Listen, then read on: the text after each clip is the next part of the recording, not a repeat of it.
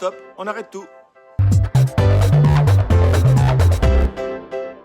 Bonjour à tous et bienvenue dans la Minute Juridique.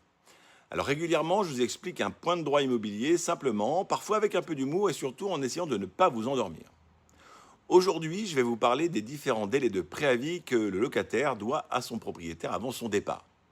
Mais avant de continuer, bien sûr, on n'oublie pas de liker et de partager cette vidéo. Alors j'entends souvent cette phrase. Mon propriétaire m'a dit 3 mois, moi je pensais plutôt à 1 mois. Qui a raison? Eh bien les deux peuvent avoir raison. La première chose à regarder, c'est le type de location. En effet, si vous louez un logement meublé, c'est très simple, le préavis du locataire est d'1 mois, quelle que soit la situation.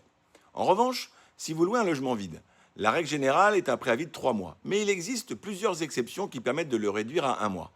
Par exemple, si le logement est situé en zone tendue, si vous obtenez un premier emploi, en cas de mutation professionnelle, de perte d'emploi, de nouvel emploi consécutif à une perte d'emploi, si votre état de santé justifie un déménagement sur présentation d'un certificat médical, ou encore si vous bénéficiez du RSA ou de l'allocation adulte handicapé. Et attention, un détail très important. Si vous demandez le bénéfice d'un préavis réduit, vous devez le préciser dans votre lettre de congé et joindre le justificatif correspondant. Sinon, le propriétaire pourra considérer que le préavis est de 3 mois. Autre erreur que je vois régulièrement. On me dit « j'ai envoyé mon recommandé aujourd'hui, donc mon préavis commence aujourd'hui ». Eh bien non, le préavis ne démarre pas le jour de l'envoi, mais le jour où le congé est effectivement reçu par le propriétaire. Alors attention, si votre propriétaire ne va pas chercher le recommandé que vous lui avez envoyé, le préavis ne court pas. Alors en cas de doute, il est donc préférable de lui remettre votre congé en main propre contre récépissé ou de lui signifier par acte de commissaire de justice.